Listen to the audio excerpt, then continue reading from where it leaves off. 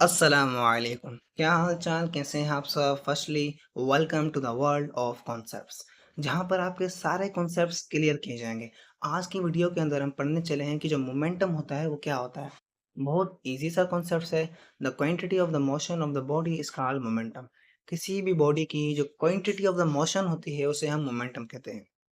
बहुत इजी, ये मोमेंटम की फर्स्ट डेफिनेशन है। और अगर हम इसकी दूसरी डेफिनेशन की तरफ चलें तो इसकी जो सेकंड डेफिनेशन होगी वो सब फॉर्मूला के रिलेटेड है।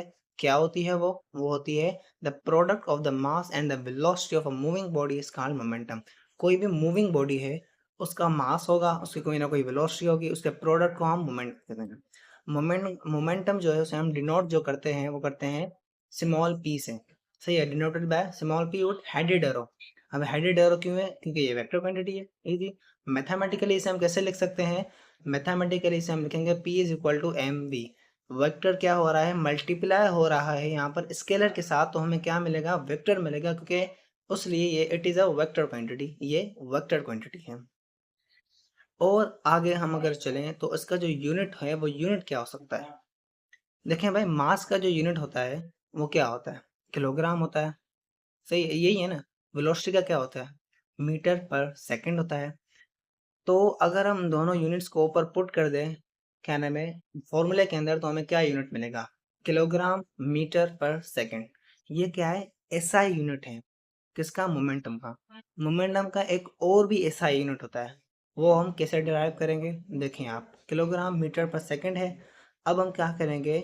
सेकंड को ही मल्टीप्लाई भी करेंगे, डिवाइड भी करेंगे। अब इसमें कोई फ़र्क नहीं पड़ेगा क्योंकि ये सेम थिंग है, मैथ में हम इसे कर सकते हैं। तो किलोग्राम मीटर पर सेकंड स्क्वायर में मिलेगा, सेकंड दो आगे नीचे तो स्क्वायर हो जाएगा। और अब आप याद करें, पीछे हमने फोर्स के बारे में पढ़ा था। फोर्स का जो यूनिट है वो है न्यूटन, और जो बराबर है किलोग्राम मीटर पर सेकंड स्क्वायर के। तो यहाँ पर आप एक सेकंड को भूल जाएं तो आप देखेंगे तो इसका जो हमें यूनिट मिलेगा वो मिलेगा न्यूटन सेकंड। सेकंड आप लगा ले बाद में। सही है। तो ये जो यूनिट है वो क्या है? एसआई यूनिट है। और डायमेंशन क्या होगी? मतलब उसकी जो सिग्नेचर, उसकी शनाख्त क्या होगी? बहुत इजी है, न्यूट एम एल टी -1। एम जो है वो किलोग्राम की है, और एम जो मीटर है उसकी एल है, और जो टाइम है उसकी है टी -1। बहुत इजी।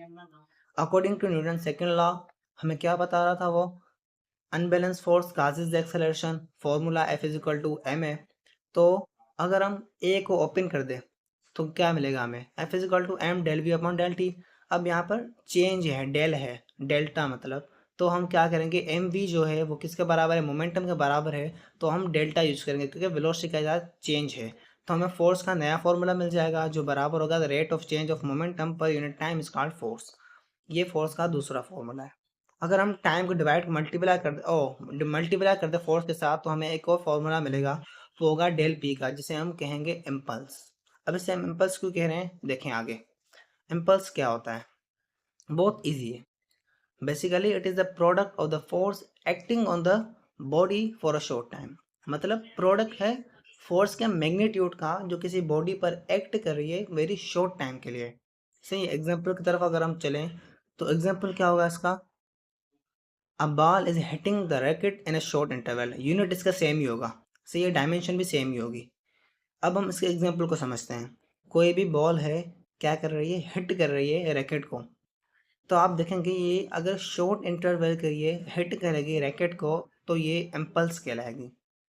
आप इमेज के अंदर देख सकते हैं। अगर लेक्चर अच्छा लगा हो तो थैंक्स फॉर वॉचिंग।